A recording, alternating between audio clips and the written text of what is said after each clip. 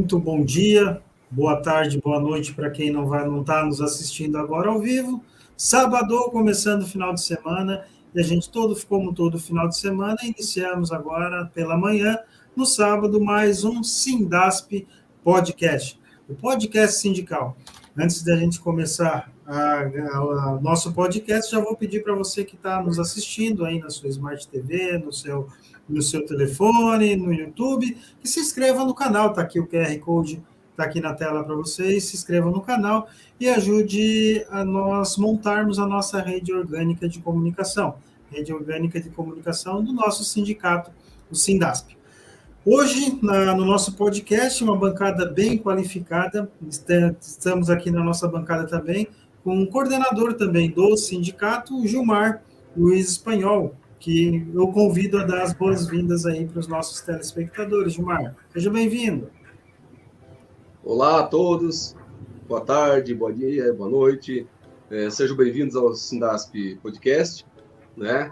Eu sou coordenador regional do Sindasp, meu nome é Gilmar Luiz Espanhol, e sejam todos bem-vindos ao podcast do Sindasp. Já de pronto, Gilmar, eu vou pedir para te apresentar o nosso convidado de hoje, o professor Oscar, que eu já sei, a gente estava conversando aqui um pouco, agora há pouco, nos bastidores, já sei que você já tem uma linha de conhecimento, uma história, então eu vou te pedir para te apresentar o nosso convidado de hoje, que é o professor Oscar. Muito bem, então hoje nós temos um convidado especial, hoje no nosso podcast, né? Um tema muito bom, um tema gostoso de tratar, né? Com muita carência ainda no nosso Brasil. Então nós estamos aqui com o professor Oscar Hover, doutor, engenheiro agrônomo, né, do curso de agronomia aqui da Universidade Federal de Santa Catarina. Então, nós estamos aqui com a presença dele para conversar um pouco sobre agroecologia, comercialização, né, as articulações das redes, os encontros que nós temos aí pela frente, né, professor? Então, professor Oscar, de longa data, colega de longa data aí, companheiro da ONG, aqui do Vianney de Lages. Seja bem-vindo, Oscar, e fique à vontade no nosso podcast. Obrigado, Gilmar, obrigado a todos, é um prazer estar aqui com vocês, enfim, estou aqui à disposição, né? A gente tem uma trajetória de trabalho conjunto, de parceria, e vamos fazer essa conversa.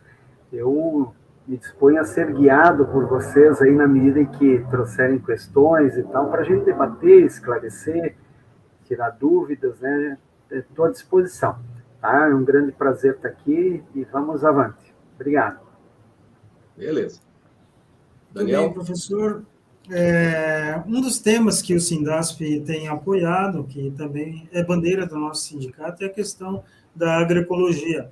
Inclusive, em novembro, né, Gilmar, nós teremos um encontro de agroecologia lá na região oeste do estado.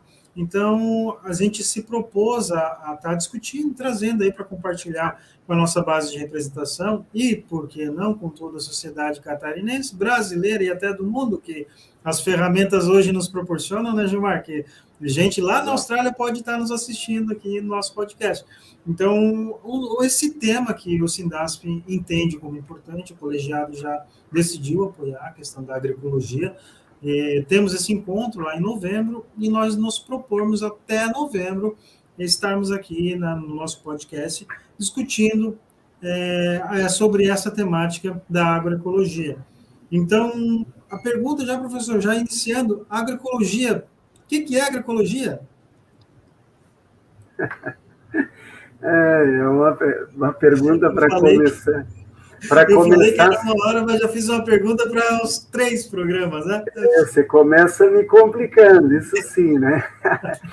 Então, olha só, aqui nós na pós-graduação, eu inclusive trabalho com os nossos estudantes sobre essa definição, né, o que seria a agroecologia, e uma primeira questão que a gente dialoga e chega à conclusão é justamente a polissemia, né, ou seja, a diversidade de sentidos, de significados, dependendo de quem está falando, né, o que você vai ter ênfases diferentes do que possa ser e de quais seriam os elementos centrais, né, da agroecologia, né?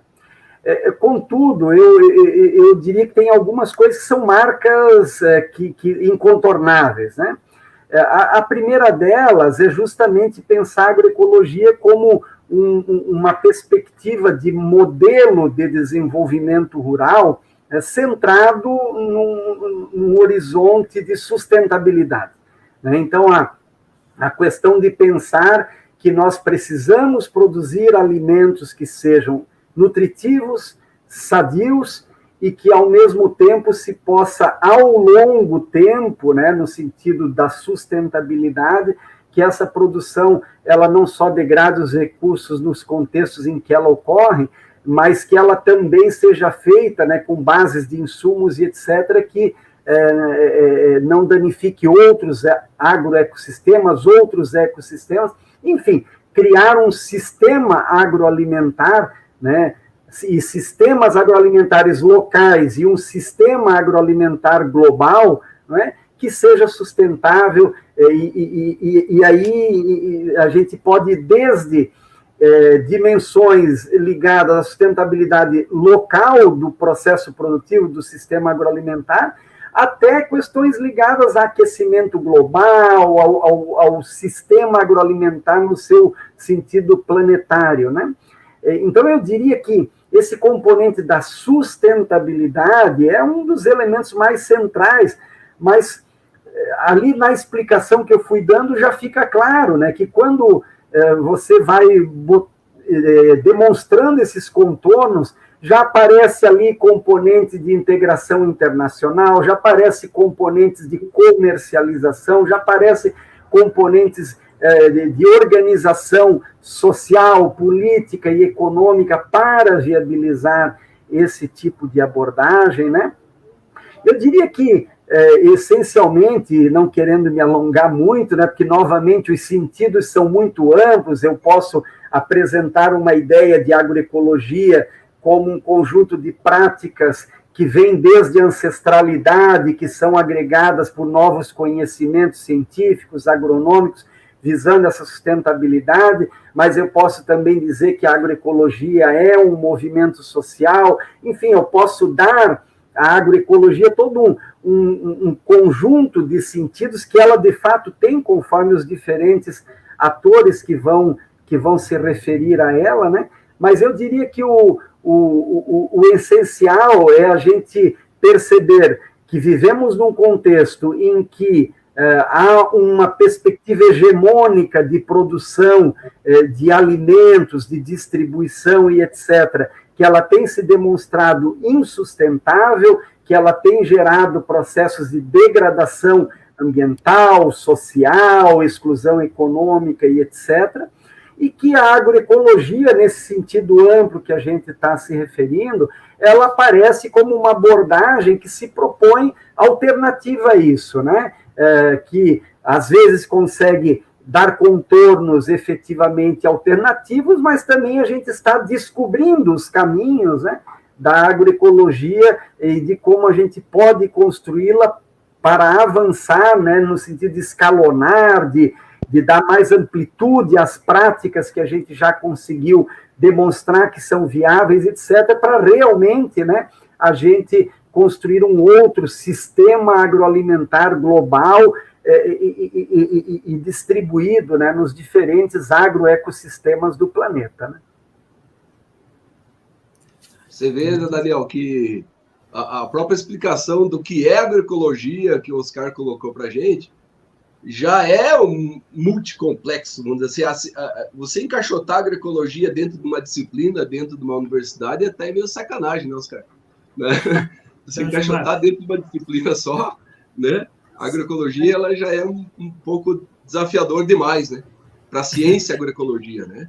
Então, Espanhol, aqui eu só me permita, né? Eu acho que tem duas dimensões. Eu acho importante isso que tu te referes, porque, de fato, a agroecologia é algo tão amplo que ela, na verdade, essa perspectiva da própria sustentabilidade, se a gente pensar isso em termos epistemológicos, exigiria que ela transversalizasse, né, as diferentes disciplinas, conteúdos de diversas formações profissionais. Mas, por outro lado, né, garantindo aqui um certo contraditório, às vezes é importante a gente criar uma disciplinazinha lá, simplesinha, para dar algumas noções, né, para as pessoas que estão chegando, que querem ter um entendimento mais geral, afinal, o que significa mesmo isso, né? Então, eu sou daqueles que eu concordo, né, que não cabe numa disciplina, mas, ao mesmo tempo, eu acho que, às vezes, é importante para ajudar, né, pelo menos em noções básicas, a quem está chegando no tema, né? Sem dúvidas, cara. Sacanagem, né, Gilmar? Eu vou começar com essa pergunta aqui. Mas, professor, a intenção é que, como a gente vai abordar esse tema, a questão da agroecologia, ao longo do ano inteiro, 2023, então seria mais ou menos nesse sentido mais amplo, né? De iniciarmos dessa introdução, no sentido que eu também já conversei com alguns profissionais em relação a esse tema, e eu já entendi que não cabe realmente num formato só. Mas, Gilmar, então, agora eu te passo para te fazer uma pergunta mais específica, que não seja tão complexa, tão ampla. Né? Fica à vontade, Gilmar. Na verdade, eu vou fazer um comentário em cima um trecho da fala do Oscar, que foi bem explicado, vamos dizer assim, no termo amplo do termo da agroecologia, né? Que são os vários caminhos, né, Oscar, para a gente mudar o nosso sistema agroalimentar, né? Tá? Baseado em poucos alimentos, né? Baseado num sistema praticamente afunilado em poucas empresas, em poucas distribuidoras de alimentos, né? Então, entre esses vários caminhos que nós temos, né, é a reorganização do sistema agroalimentar. Na minha visão, vou dizer assim, extremamente difícil de se fazer, né, porque nós estamos enfrentando grandes conglomerados de alimentos, né, dos alimentos e internacionais, né? Se não me engano, a gente tem 4 ou 5 famílias que dominam praticamente os alimentos agroindustrializados no mundo, vamos dizer assim, né? Então, extremamente concentrado até nisso, né?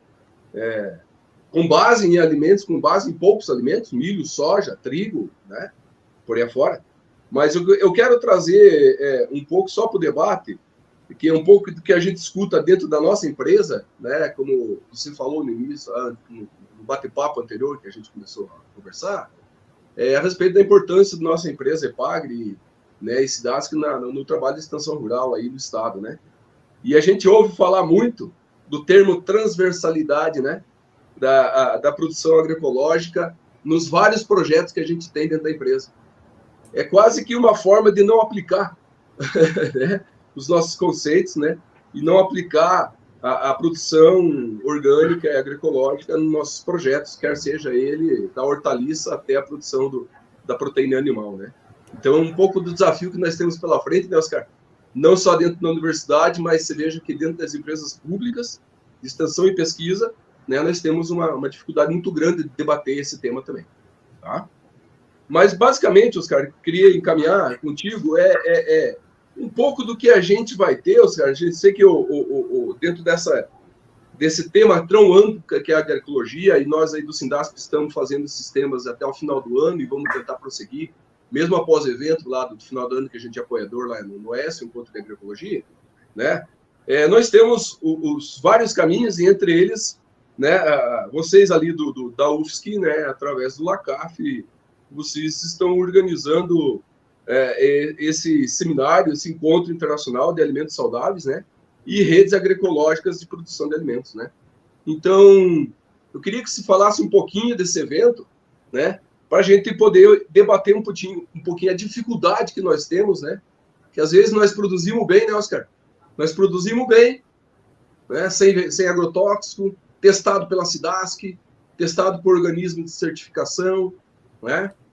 Colocamos no mercado, tentamos colocar no mercado a um preço justo, porém, acaba não chegando do consumidor, acaba tendo dificuldade para que esse alimento realmente chegue a quem interessa realmente, que é o consumidor, e o consumidor de baixa renda, na minha modesta visão, né, Oscar? Então, eu queria que você colocasse um pouquinho da importância desse evento que vocês estão organizando, né, e da forma ampla que a gente está tentando debater aqui dentro do podcast. Obrigado, Oscar.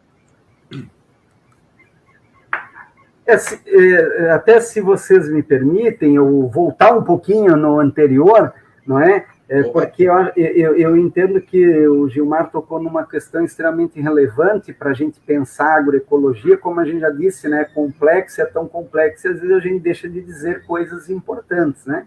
E acho que o Gilmar tocou numa questão importante que tem a ver com a noção de biodiversidade, né? Alguns autores dos mais importantes estudiosos na área da agroecologia, Altieri, Glisman, etc., né, eles vão trazer justamente a ideia, né, que a agrobiodiversidade é um pilar estratégico da noção de agroecologia, né? E, nesse sentido, a gente, quando vai pensar os processos agroecológicos, né, não só de produção, mas todos os que estão envolvidos na dinâmica, né, não só de produzir, mas depois de distribuir, de comercializar, de consumir, do consumo, né, eles envolvem toda uma dinâmica de socio-agrobiodiversidade, né? Então, há uma complexidade que difere em muito, né, da abordagem da produção em monoculturas, né, e com base em insumos, né, como agrotóxicos, etc., altamente predatórios, né, seja o meio ambiente, seja a saúde humana, né? E é nesse ponto onde eu faria ponte com a questão do seminário que a gente está organizando, né? Por quê? Veja, o título do seminário, primeiro, é alimentos saudáveis. Então, a gente, em primeiro lugar, quer deixar esse destaque, né, de que a gente está produzindo um tipo específico de alimentos, que é um alimento que não é carregado de todo um conjunto de riscos à saúde humana e etc. E veja, a Anvisa, por um tempo, né, a Agência Nacional de Vigilância Sanitária, ela fez pesquisas de resíduos de agrotóxicos em alimentos, isso infelizmente parou no governo passado federal, espero que retorne, né? Porque aquelas pesquisas, elas ajudaram a gente, a sociedade, a perceber, né, quais alimentos tinham taxas residuais altamente perigosas, inclusive em alguns casos, para a saúde humana, né? Ou seja, e observa, eram alimentos retirados da gôndola dos mercados, onde o consumidor pegava o alimento, e aí feita a análise dos resíduos de agrotóxicos naqueles alimentos, né? Então, esses alimentos que têm esse grau de toxidez, de contaminação, um outro fato não menos importante no caso brasileiro, né? O Brasil, a partir de 2008, ele passa a ser o maior consumidor internacional de agrotóxicos, né? Em termos absolutos, o maior consumidor de 2008 para cá. O que isso tem a ver com o nosso seminário, né? Tem a ver que essas informações de alimentos contaminados, do Brasil ter se tornado o maior consumidor de agrotóxicos, etc., isso se tornou notório para o conjunto da sociedade. Os consumidores, em geral, nos centros urbanos, onde está a grande maioria dos consumidores que, ao final, vai pagar, não é, pelo alimento e vai fortalecer ou não um perfil de cadeia produtiva mais agroecológica ou mais convencional, esse consumidor, ele tem sido alertado e está cada vez mais preocupado com o tipo de alimento que ele leva para a sua mesa, em função dessas informações que estão chegando a ele, né? Então, nesse sentido, a gente, em 2019, fez o primeiro seminário tratando desse tema dos alimentos saudáveis e das redes de produção-consumo. Por quê? Porque a ênfase que a gente quer marcar é justamente no sentido de avançar num processo de aproximação entre os dois elos mais frágeis das cadeias de produção de alimentos, quem seja os agricultores que trabalham de sol a sol, suam e que, ao final das contas, são os que recebem o menor valor na dinâmica da cadeia de produção, das cadeias, né? E os consumidores que, na outra ponta, vão pagar pelo valor final dos alimentos, mas não são bem informados, recebem alimentos intoxicados, com problemas, enfim, com diversas questões que se deveria ter um controle e uma condição mais cuidadosa com relação à saúde dos consumidores, do meio ambiente, etc. E considerando que esses consumidores estão cada vez mais alertas, cada vez mais preocupados, conscientes, responsáveis, são todos, a maioria dos consumidores não é, mas os estudos têm demonstrado que tem crescido bastante o número e consumidores com esse perfil de preocupação, se o alimento é saudável ou não é, e de se aproximar desse tipo de alimento. E, nesse sentido, a gente tem procurado estabelecer mecanismos, né, para aproximar esses dois elos frágeis da cadeia, aproximar produtores de consumidores. Então, especialmente nos centros urbanos, a gente tem procurado criar metodologias, tecnologias sociais de compras diretas, de compras e vendas em circuitos curtos de comercialização, diversos formatos, né, para aproximar quem produz de quem consome e, assim, os agricultores serem valorizados nesse processo e os consumidores receberem um produto de qualidade, saudável e poderem pagar preços mais justos, inclusive, porque quando compram direto do produtor, ele não vai comprar um alimento com todo aquele valor que se agrega na cadeia, né, quando tem vários intermediários entre quem produz e quem consome, né? Então, só para finalizar, a perspectiva do seminário, e aí tem o termo das redes agroecológicas, né? Então, o que a gente está vendo acontecer e fazendo e ajudando a acontecer?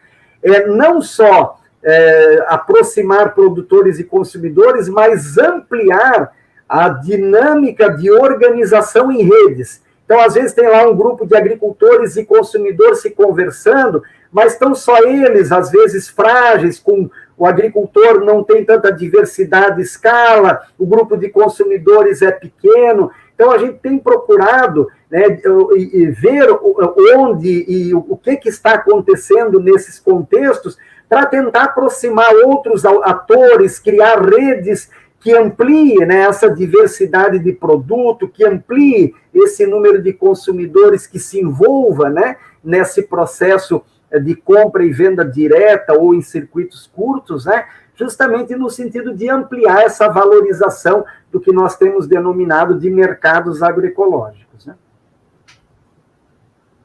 Muito legal. Daniel, tem alguma pergunta para o Oscar?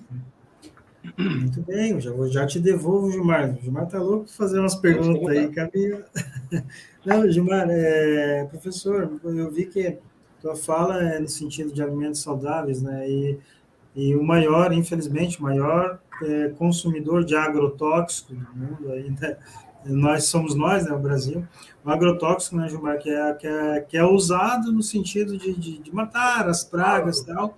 E quando a gente fala que alimento é vida, é meio que um contrassenso, né? A gente falar de alimento no sentido de vida e o agrotóxico vem no sentido totalmente contrário.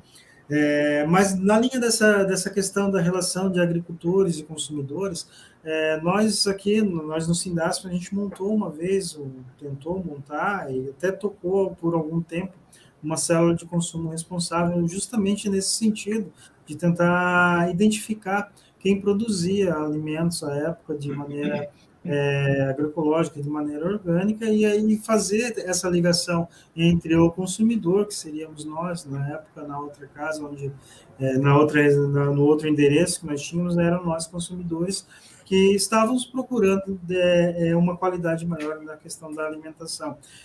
A pergunta no sentido, eu vi que a proposta do seminário também é nesse sentido da questão da relação produção-consumo.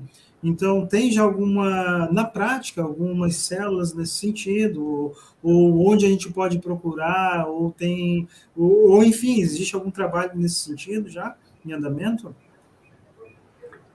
Com certeza. Na verdade, se a gente der uma procuradela, nós vamos ver e olhar assim, 5 anos, 10 anos, nós vamos ver que isso, nos últimos 5, 10 anos, se se disseminaram esse tipo de iniciativas. Eu tenho uma menina que eu orientei no doutorado, ela fez uma pesquisa identificando só as células, né, vamos chamar grupos de consumidores, para ficar mais compreensível para quem nos ouve, né, só os grupos de consumidores que recebem cestas, foi algo que se multiplicou tremendamente aqui em Florianópolis, falando especificamente de Florianópolis, né? Então, nós estávamos ali no estudo dela com algumas boas dezenas de grupos de consumidores.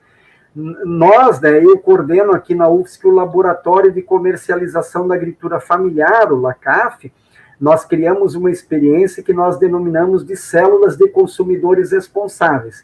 E nessa experiência, nós começamos ela em novembro de 2017 com um grupo de agricultores, um grupo de consumidores e 27 cestas. Hoje nós temos 6 grupos de agricultores, são 13 grupos de consumidores apenas nessa experiência, né? E são 500 cestas semanais que são trazidas desses 6 grupos de agricultores. Nós, nos dados do ano passado, isso totalizou 17 toneladas de alimentos orgânicos certificados por mês, né, vindo de agricultores da região, do entorno, aqui para Florianópolis, apenas nessas nossas experiências. Então, isso para dizer, não é, que demanda existe.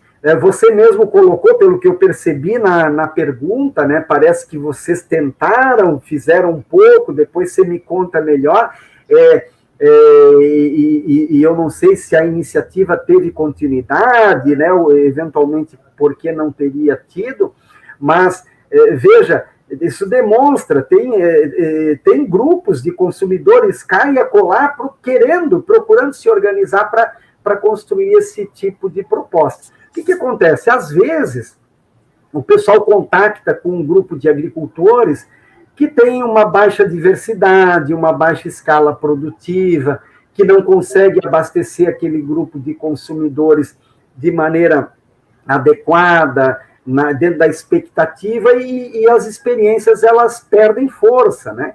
Então, aí é onde entra o nosso laboratório, né, que faz justamente um trabalho. Nós temos gente pesquisando, verificando, mas está funcionando, está dando certo, qual é o problema, o que tem que resolver, justamente para não deixar que a experiência ela perca, né, uma capacidade de avanço por causa de problemas que tenha de escala, de alguma coisa assim, né? Eu peço desculpas que nós estamos aqui na universidade e o pessoal está recebendo calouros hoje.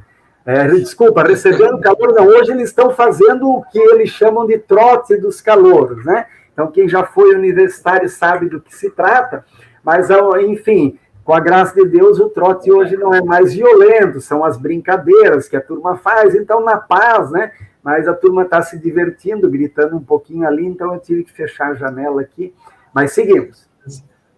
Professor, você pede desculpa e o Juan, que é o nosso colega da técnica, que agradece. Ele que sempre pega, não pode ser tão formal, tem que ter algum ambiente, tal, tem que ser dar um ar demais. Então eu vou abrir a janela de novo. Então, professor, mas é justamente nesse sentido, a experiência, que a pergunta foi nesse sentido, fiquei muito contemplado, vamos conversar um pouco mais, Daniel, mas a experiência que nós tivemos aqui no Sindasp foi mais, meio que, não foi nada profissional, era um assentamento, até que não tinha ainda certificação orgânica, na verdade foi mais um gesto de colaboração solidariedade entre movimentos sociais, e então porque não tinha essa linha mais profissional, essa linha mais técnica de acompanhamento, e a pergunta foi justamente nesse sentido, porque eu gostaria de retomar essa experiência, inclusive com aquele povo lá que hoje já tem a certificação também, seria mais nesse sentido. Gilmar? Não, na verdade, assim, essa abordagem do seminário sobre a comercialização e aproximação, né, do agricultor, do consumidor, é o grande desafio. Acho que nós temos em todas as cadeias, né, Oscar? É o grande desafio de eliminar o intermediário que ganha mais que o produtor, né? E aí o desafio é dos pontos de venda através de várias ações que a gente possa estar organizando, vamos dizer assim, essa demanda de comercialização e de consumo, propriamente dito, porque o consumidor fica sabendo a origem do produto, né? Eu acho que o Estado tentou fazer algo e está tentando fazer algo no sentido de rastrear os alimentos.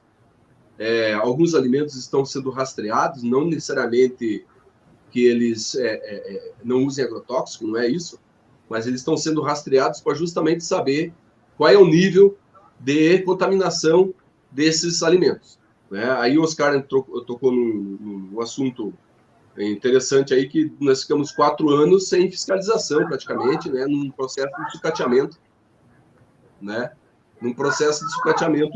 da Anvisa, principalmente, né. Então, a gente vê que é difícil trabalhar esse tema sem a presença do Estado no processo, né, a fim de garantir, principalmente, a credibilidade desses alimentos, né. Óbvio que a gente tem nos processos de produção de produtos orgânicos, agroecológicos, nós temos a certificação, né? Onde garante, claro, a qualidade dos alimentos. Mas um pós-comercialização, ou no momento da ponta, lá no supermercado, lá na banca, né? Tem que existir a fiscalização de qualquer forma, vamos dizer assim, porque, vamos dizer assim, é o terceiro olho, vamos dizer assim, no processo de fiscalização, né? E a gente sofreu um processo de sucateamento nesse processo todo. Esperamos que retorne isso, né? E, lógico, não é à toa, né?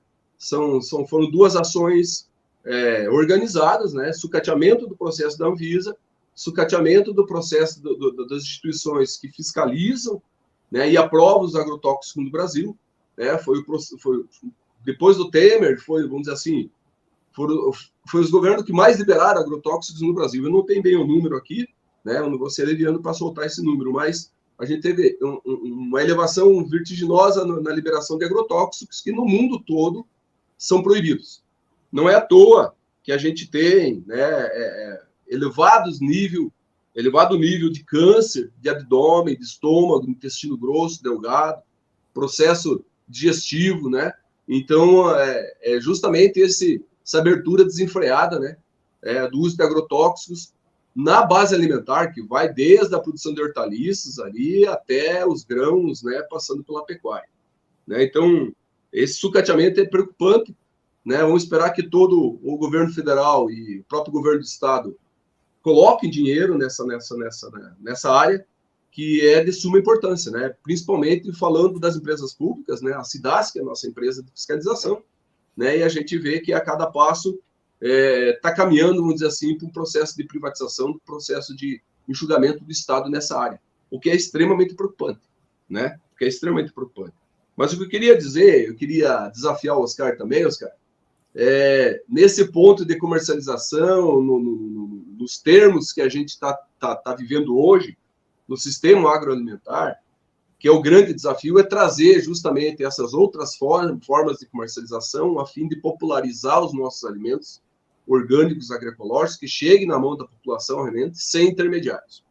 Eu queria colocar para você qual seria, por exemplo, na sua visão, Oscar, o papel do Estado nesse processo, principalmente falando aí de SEASA, né, as centrais de abastecimento, que também é a nossa base. Aí eu estou falando para a nossa base também, a base tanto privada como pública que nós temos, Oscar, né? A gente recebeu uma notícia agora, essa semana, que o governo Jorginho estadualizou, né, foi na contramão dos liberais, né? Ele estatizou, vamos dizer assim, ele estatizou a unidade do SEASA de Joinville, que era municipal. Então, ele trouxe para o Estado para, talvez não, para aumentar a rede de comercialização do Estado via SEASA. Então, nós temos Joinville, temos São José e temos Blumenau, né? Nós não temos a Serra ainda, fechou Chapecó, né, muito tempo atrás, né? Então, na sua visão, com essa participação e essa dificuldade interna de comercialização... Oi? E a minha terrinha é Tubarão, né? Ah, do Tubarão, eu falei lá da terra do Daniel. Aí, qual a sua visão, assim, do Estado, não só através das políticas públicas, mas dessas estruturas de comercialização, né, que poderiam estar encurtando e não alongando a rede de comercialização, né, e a distância entre o consumidor e o produtor? Veja, Marisa, essa questão que tu colocas, ela é central, né, porque a gente sabe muito bem que diversos alimentos, nós já temos estudos mostrando isso, né, inclusive internacionais, que produzi-los agroecologicamente é viável e, às vezes, a preços iguais ou até melhores do que alimentos convencionais. Então, também tem aquele mito, né, de que produzir agroecologicamente é necessariamente mais caro, né? Então, é importante dizer, né, a quem nos ouve, que não é assim, né? Vejam, agrotóxicos são produtos, insumos muito caros, né? Várias sementes usadas em produções convencionais, transgênicas, são insumos muito caros, né? Então, é possível produzir os mesmos produtos sem aquelas sementes muito caras, sem esse tipo de insumo agrotóxico, etc., etc., e com uma produção e produtividade semelhante àquela convencional. Portanto, isso vai variar, tá? É importante que se diga, para ser honesto, conforme o tipo de produto, né, a área, que se é produto animal, vegetal, etc., né? Mas, de maneira geral, é possível produzir agroecologicamente a preços semelhantes, né, àqueles convencionais, variando conforme tipo de produto, etc. Dito isso, né, porque essa é uma questão central, porque onde é que o Estado, né, normalmente entra na questão do alimento? Normalmente agindo para facilitar o acesso, né, da maioria da população a alimentos, porque qualquer Estado sério, né, uma das primeiras tarefas dele no que se refere ao alimento é garantir que a sua população, no seu conjunto, não corra riscos de não ter garantia alimentar, né? Então, segurança alimentar e nutricional está na base, né, da tarefa de qualquer Estado que seja minimamente sério. Diga-se de passagem, algo que até nisso o governo federal anterior pecou, não é? Mas, então, tendo isso como uma tarefa básica de qualquer Estado, como garantir acesso, né, a esses alimentos que vão ser mais saudáveis, vão ser melhores para o conjunto da população? Aí tem várias questões que entram em jogo, né? E eu diria, para fazer a ponte com a sua pergunta especificamente, a gente poderia mencionar desde mercados institucionais, como o PA, PNAE, poderia falar de várias questões, inclusive temas da fiscalização que você tocou antes da pergunta, porque as fiscalizações são centrais, né, para garantir que aqueles que não cumprem leis, aqueles que contaminam e etc., que eles tenham o devido cuidado, né, da lei, o rigor da lei sobre eles, né? Mas indo especificamente para a sua pergunta, que focou mais na questão das SEASAs, né, eu faria o seguinte comentário. Em primeiro lugar, eu queria só fazer uma menção que as SEASAs no Brasil, elas foram criadas no contexto da criação dos cinturões verdes, né?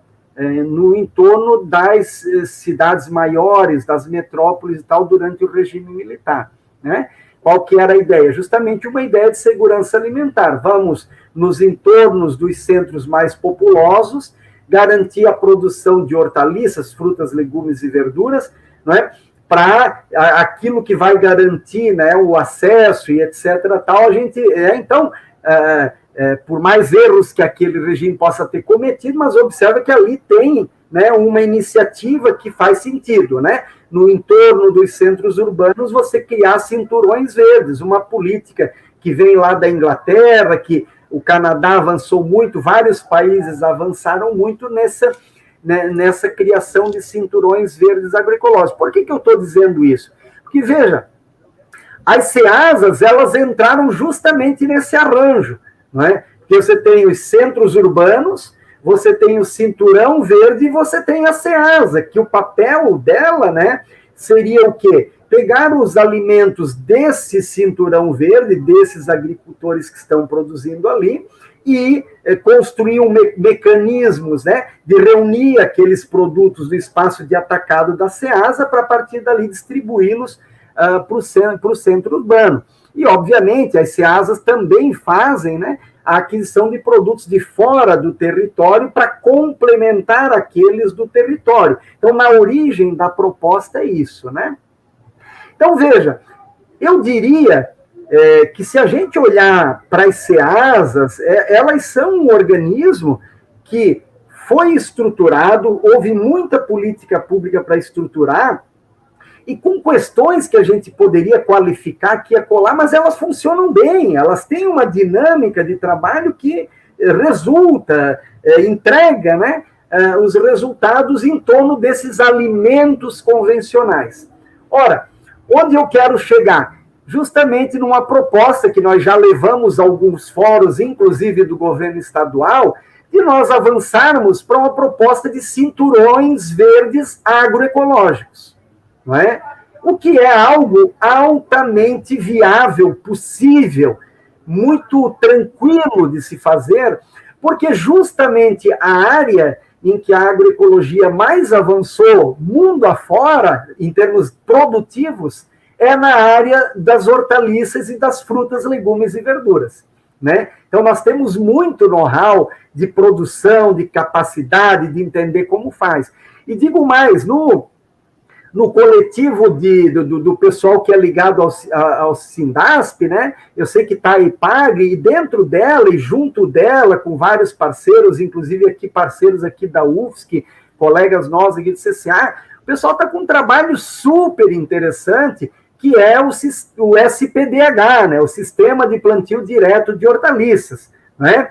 Que ele não entrega hortaliças, FLVs orgânicos certificados, hoje não entrega ainda isso, mas ele está avançando e ele já pode se afirmar claramente que se trata de um sistema agroecológico e que caminha para uma qualificação no sentido de uma sustentabilidade cada vez maior, e veja, com taxas e índices de produtividade, de produtividade muito interessantes, com baixo uso de insumos agroquímicos, agrotóxicos e etc. e tal, né? Onde é que eu estou querendo chegar com isso? Veja, os produtores produzindo sob esse sistema, metodologia do SPDH, imaginando né, que já tem know-how e conhecimento quanto a isso. A estrutura das CEASAs estando ali disponíveis e etc. Então, qual é o meu entendimento? É uma questão de nós encontrarmos um governante que tenha vontade política para fazer essas coisas se interligarem e funcionarem, não é? Porque o conhecimento para a produção ele existe, o que a gente precisaria, e eu sei que na própria IPAGRE já está acontecendo, eu tive no evento recentemente, né? O que a gente precisaria e está acontecendo? Que é suporte para a produção, para que mais agricultores produzam cada vez mais e mais agricultores nesse sistema do SPDH e agroecológico e etc. e tal. Só que esses caras que estão produzindo nesse sistema, é importante que eles consigam comercializar, que eles consigam que os seus produtos sejam vendidos, comercializados adequadamente. Então, eles precisam do suporte. E eu aqui, em nenhum momento dessa fala, desde que comecei a responder para o Gilmar, eu falei em política pública, mas eu acho que está claro, né, que tudo isso que eu estou dizendo são todas coisas que está ali a política, está ali a IPAGRE, está ali a CEASA, está ali os suportes da extensão rural, está ali os suportes para gerar o sistema de reunião no atacado e distribuição. E eu finalizo dizendo isso, né? Eu quero reforçar a área de onde nós, do nosso laboratório, partimos com mais ênfase, que é o quê? Que é um consumidor e uma massa de consumidores crescentemente preocupados e conscientes com relação a que tipo de alimento quer colocar na mesa da sua família. Então, se a gente juntar essa demanda crescente de consumidores que quer alimentos mais saudáveis, com uma ação pública que pense nesse processo, nesse encadeamento, né, desde a produção até o alimento chegar, não é, nos centros urbanos, eu entendo que a gente pode construir processos belíssimos e inovadores, não é? E aqui eu apelo para qualquer governo que seja de direita ou de esquerda, né, para perceber que isso faz total sentido. É uma questão de atender aos apelos de uma sociedade que quer consumir alimentos saudáveis, apenas isso, né? E que nós temos a responsabilidade, nós como servidores públicos, os governantes, de gerar as condições para isso, né? Muito bem. Muito bem, Oscar. Eu acho que essa tua abordagem com relação a essa necessidade... Oi, Daniel, desculpa. Pode falar. Não, tranquilo, pode falar, mas eu queria eu tenho uma outra questão que, até para a gente, antes de iniciar a nossa conversa, eu estava dando uma olhada no material, até coincidiu, o Adriano Gilmar mandou uma foto do saudoso Hélio Daltoé com o Ivan Câncer, lá de 2010, no Seminário de Agroecologia, em 2010, que teve lá em São Miguel do Oeste. Então, eu estava dando uma olhadinha no documentário desse seminário, e aí é uma outra provocação que a gente já fez em outros momentos, né? Inclusive o Alan, nosso jornalista, geralmente provoca as pessoas nesse sentido, que é a questão das sementes crioulas. Inclusive está tendo um festival nacional lá em Anchieta, né? Em relação às sementes crioulas. E aí, professor, o Sindasp, a gente tem conversado, inclusive com o Gilmar, a proposta também é a gente montar um banco de sementes aqui na área urbana, né, provocar o movimento sindical de uma forma geral, de um todo, iniciarmos essa discussão, mas a questão das sementes seria uma pergunta, questionamento, uma abordagem em relação das sementes crioulas. Cara, é central, né? As sementes e mudas, inclusive, tem um regramento, né, em torno dos orgânicos que agora está sendo feito valer, né? E eles têm aí um prazo agora já curto, né? Ele vem sendo prorrogado porque é difícil, né? Você produzir sementes orgânicas no contexto do sistema agroalimentar que nós temos, que o agricultor, às vezes, o vizinho só pulveriza com agrotóxico, como é que ele vai conseguir produzir, né, se tornar um produtor de sementes? E também, além disso, né, o nosso pessoal da produção orgânica, ele descuidou, vamos dizer assim, né, nesse tempo, porque estava sendo tolerado, né, que ele produzisse o alimento orgânico sem necessariamente ter uma semente, uma muda orgânica, né? Então, isso para dizer que a base, né, nós sabemos, eu não lido exatamente com os processos produtivos, porque o foco do meu olhar, dos meus estudos, ele tem sido o comércio, a comercialização, os mercados, né? Mas como agrônomo que sou, a gente sabe, né, que as sementes e mudas, elas estão na base dos diversos processos produtivos vegetais, né? E que a gente precisa pensar como lidar com isso, né? Então, a gente, para pegar o exemplo, né, do milho, que é um exemplo bem conhecido, né, de como as sementes transgênicas vieram e se tornaram quase, não só hegemônicas, como quase, né, a única alternativa, e os agricultores, os movimentos fazendo um trabalho belíssimo, né? Apesar de o milho ser uma semente, uma planta que ela tem cruzamento e tal, então aquele pólen do milho transgênico pode ir lá no outro milho que não queria receber um pólen transgênico, mas, enfim, apesar disso tudo, muitos agricultores, movimentos, organizações, não só do nosso estado, né, isso é algo que está se ampliando, não só no país, também mundo afora, né? Está fazendo um trabalho muito bonito, né, de resgate, né, das sementes crioulas. Eu estou citando o exemplo do milho porque é uma planta mais delicada, porque ela tem cruzamento cruzado, né? Mas essa busca de resgatar as sementes crioulas, de valorizá-las, e aí eu avançaria para uma questão além, né? E ficando ainda no exemplo do milho, nós temos a Expo Inter, ali no Rio Grande do Sul, há alguns anos, eu não saberia agora dizer quando foi isso, né? Houve uma premiação, inclusive, de produtividade para uma dessas sementes, né? De polinização aberta, de milho crioulo, né? Ou seja, justamente demonstrando, veja, nós estamos tirando o custo de comprar aquela semente que é caríssima, nós estamos eventualmente tirando outros custos no processo e, além disso, produzindo um alimento que não é transgênico, que pode oferecer outras garantias para o consumidor, para o meio ambiente e assim por diante, né? Então, eu não sei se conseguir responder, mas eu tentei usar aqui o exemplo do milho para justamente dizer, né, da importância e também fecharia dizendo do risco, né? Porque, veja, nós já tivemos nessa dinâmica da transgenia, né, dos estudos transgênicos, nunca é demais lembrar que pesquisadores ligados às empresas de transgenia já criaram, né, lá o gene Terminator, né? Ele foi criado, não é?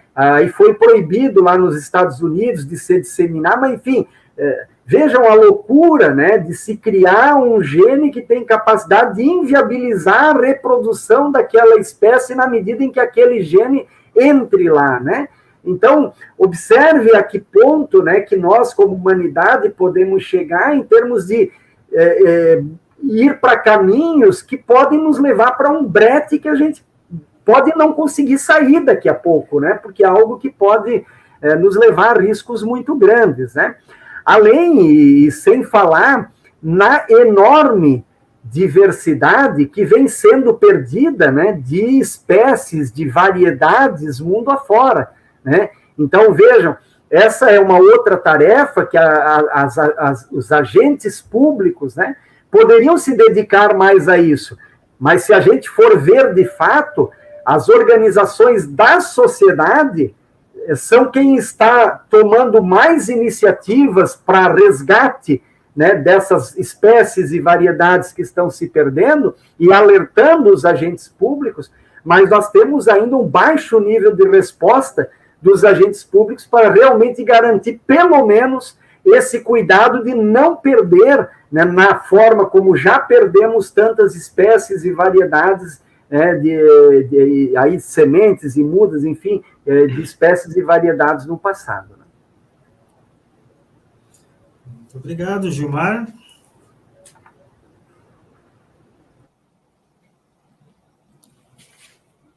O Gilmar está vendo lá. Eu vou lá, será, Gilmar?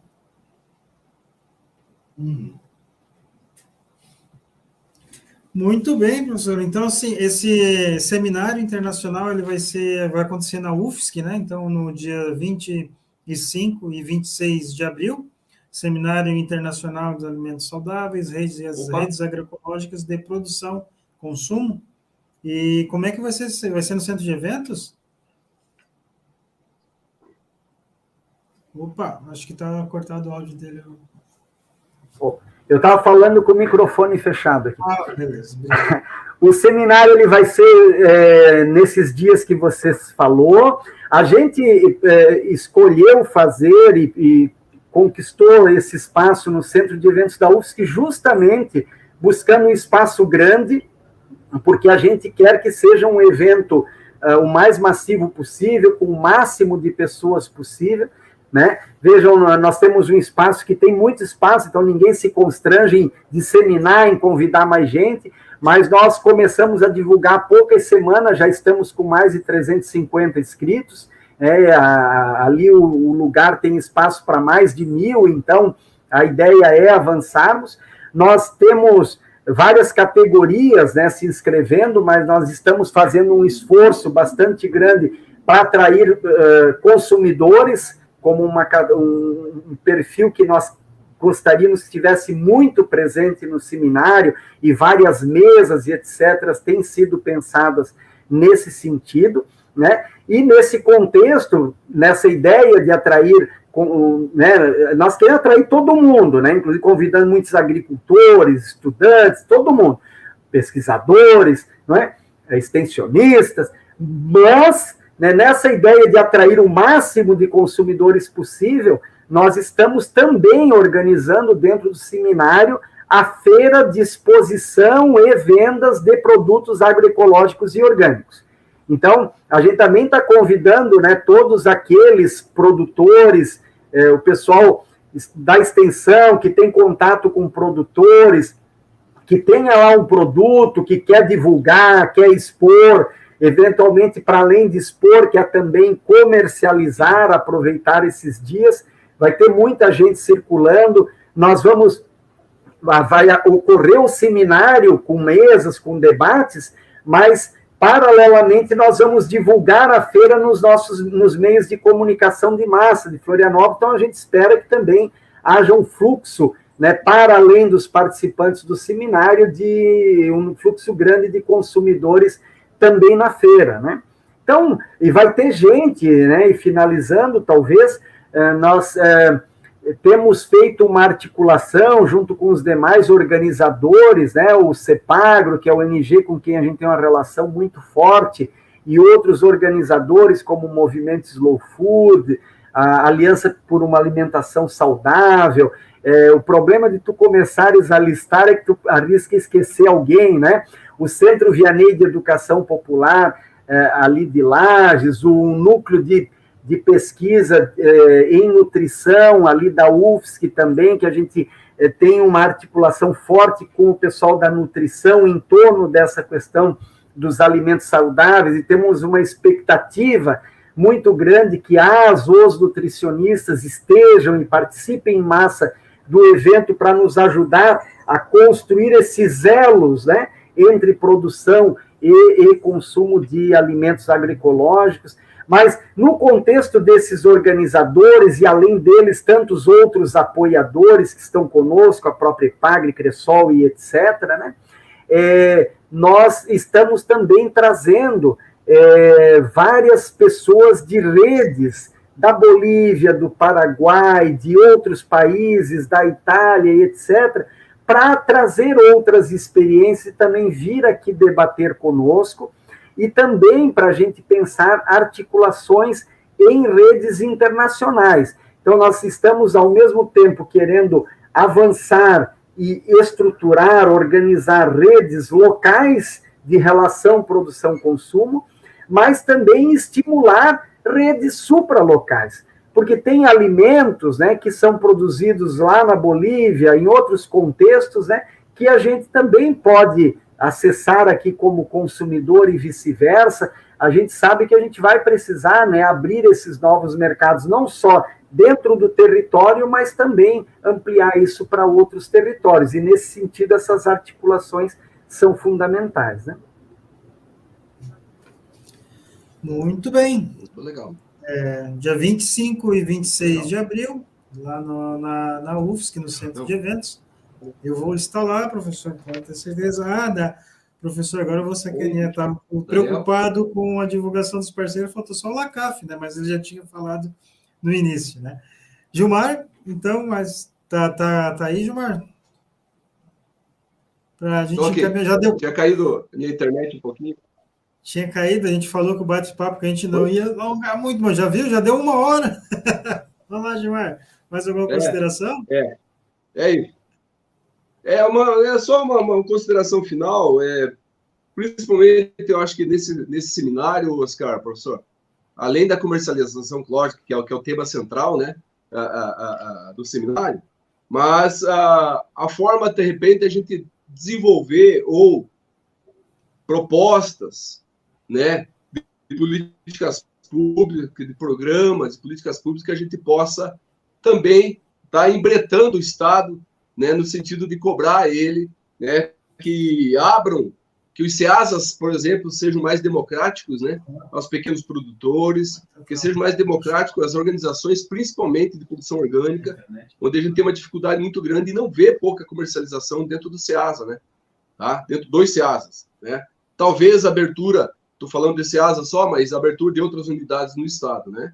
Eu vejo como desafio também essa questão das políticas públicas com relação às sementes, né, que vocês falaram um pouquinho ali, que eu cortei o papo, eu caí na internet bem na hora, né, sobre as sementes, o uso das sementes, né? Porque o maior exemplo, né, Oscar, se falou em EPAGRE, né, nós temos um programa chamado Terra Boa no Estado, né, onde há subsídios de insumos, né, tá? E, por incrível que pareça, não temos insumos orgânicos, não temos sementes VPA, nem a semente da própria EPAGRE a gente não está no sistema, né? Nós temos centenas de variedades de transgênicos, milho principalmente, né, que entra no processo, né, com subsídio do Estado. Você veja que dinheiro tem, né? Falta colocar no lugar certo, né? E acho que aí, como pressão, né, e como encaminhamento também para nós aqui, principalmente como tarefa de casa, para nós, Sindasp, principalmente, agir como movimento social, movimento sindical, no sentido de encurtar a cadeia mesmo, né? Voltar a agir como CCR, apoiar iniciativas solidárias de comercialização de alimentos e que o alimento chegue nas famílias mais carentes ou que chegue na nossa base, nos nossos trabalhadores, mas com preço justo, né? Então, eu vejo que esses são os grandes desafios colocados, né? Eu só gosto de lembrar que nós temos uma representação hoje na LESC, né, com o mandato agroecológico, que é o Marquito, né? E também nós temos alguns deputados preocupados com essa pauta, né, no sentido de repente, reforçar o plano, o projeto de orgânico que nós temos no estado, que é o PA, né? Então, mais isso aí, e agradecer ao Oscar, que eu acho que esse papo que nós temos aqui, eu acho que duraria pelo menos mais 3 dias, né, para a gente poder encaminhar alguma coisa, né, mas a gente pode abrir outros momentos para a gente estar conversando com o professor, o próprio LACAF, né, e as suas iniciativas, né, nessa área de comercialização. E esperamos nos encontrar lá no seminário, dia 23, 24, né, de abril, lá na Trindade. E é isso, Oscar. Obrigado. Professor, considerações finais. Primeiro, antes de mais nada, agradeço em nome do Sindasp, agradeço, Gilmar, por participar dessa conversa, né? Professor que está o dia inteiro em sala de aula e chega no final, vem nós dois pentelhos aqui ainda explorar um pouquinho mais do conhecimento, né, do professor Gilmar Hoover, né? Agradecer aí a participação, muito obrigado em nome do Sindasp. Em relação a esses movimentos, a questão agroecológica, de produção e consumo, o sindicato se coloca à disposição também para colaborar naquilo que é possível e também aprender bastante, porque é um projeto social e entendemos que o papel do sindicato também é fazer transformação social. Dia 25 e 26 eu vou estar lá, nós vamos estar lá, na Gilmar, na UFSC, nesse evento. E considerações finais, professor? Maravilha, só gente. Uma correção aí. Oi, perdão. 25 e 26 ou 23 e 24? 25 e 26 de abril. Ei, Daniel. 25 e 26? Isso. Ah, tá. Então eu estou para Valeu. Isso, uma das coisas que eu ia fazer era isso, só reforçar que é 25 e 26 de abril, né, então convidar, e também dizer, né, pessoal, que, pegando um pouquinho só da fala ali final do Gilmar, que o foco do seminário é esse que está ali na tela, né, as redes de produção-consumo. Então, mesmo as políticas públicas, eu citei o exemplo ali de cinturões verdes agroecológicos, Gilmar mencionou as SEASAs que poderiam contribuir com isso, enfim, a lista de possibilidades é enorme, que poderiam reforçar essas redes agroecológicas de produção-consumo. Então, eu diria que sim, no seminário vamos ter um espaço interessante para discutir também isso, né? Políticas públicas que possam dar suporte para esse tipo de iniciativa, né? Dizer, especialmente aqui para você, Daniel, que está aqui em Florianópolis, né, que falou ali da célula que vocês criaram no passado, né, que a gente está também à disposição, se vocês quiserem, né, reiniciar e tiver alguma dificuldade em alguma situação, a gente tem grupos de agricultores que poderia brevemente estar abastecendo, né, um coletivo de consumidores que vocês identifiquem. A ideia é essa, é a gente gerar mercado para os agricultores, para que eles, né, fiquem cada vez mais estimulados para permanecer, que a gente sabe que a lida de agricultor lá no campo não é fácil, né? Então, é importante a gente ajudar a gerar esses mercados para eles, né?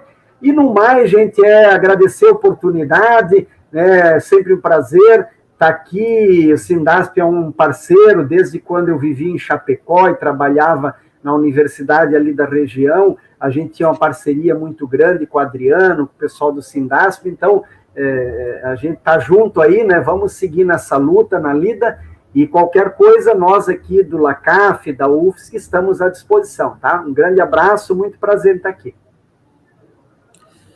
Muito obrigado, professor. Então, pessoal, antes de sair, não poderia deixar de pedir para o pessoal se inscrever no canal do YouTube, Sindasp SC, @Intercenter Sindical no YouTube, no Facebook, no Instagram, nas nossas redes sociais, que a ideia, a proposta da comunicação do Sindasp é estar produzindo esses conteúdos para estar compartilhando esse conhecimento aí com toda a nossa base de representação e também com toda a sociedade catarinense. Bom sábado para vocês, início de final de semana, e até o próximo Sindasp Podcast. Sindicato é cada um de nós. Forte abraço.